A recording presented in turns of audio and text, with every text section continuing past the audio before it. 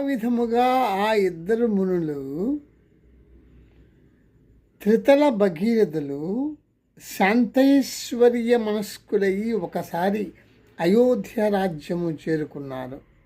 ఆ రాజ్యము ఏలే మహారాజు అప్పటికి కొద్ది రోజుల క్రితమే మరణించి ఉండటం జరిగింది. ఆ మహారాజుకు సంతానము కూడా లేదు. అక్కడి ప్రజలు ఖిన్నులై తమకు ప్రాప్తించిన అరాచకత్వం పోగొట్టుకోవటానికి ఉత్తమోత్తమ అర్హత కల వ్యక్తి కొరకై వెతుకుచున్నారు. ఆకస్మికంగా భగీరథుని చూడటం జరిగింది. ఆ విధముగా భగీరథుడు భిక్షకుని రూపముతోనే ఏనుగుని అధిరోహించాడు.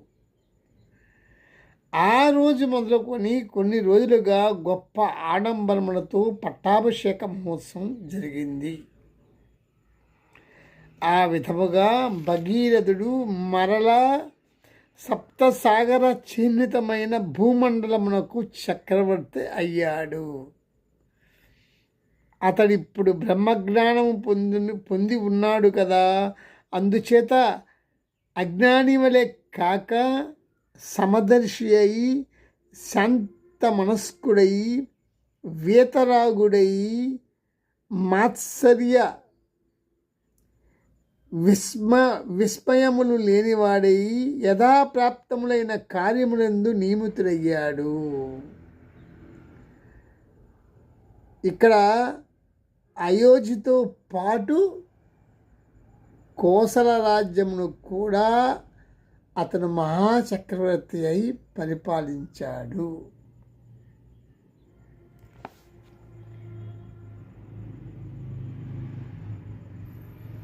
ఇంతటి స్థాయికి భగీరథుడు ఎదగడానికి కారణం తన కులగురువైన త్రితల మహర్షి.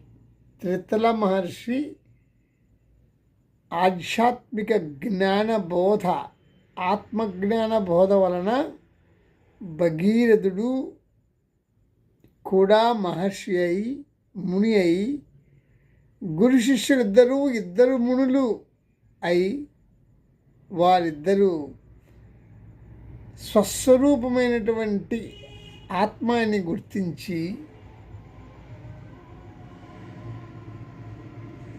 జీవనం కలిసి కొనసాగించి కొంతకాలానికి మరలా భగీరథుడు తన చక్రవర్తి స్థానాన్ని సుస్థిరముగా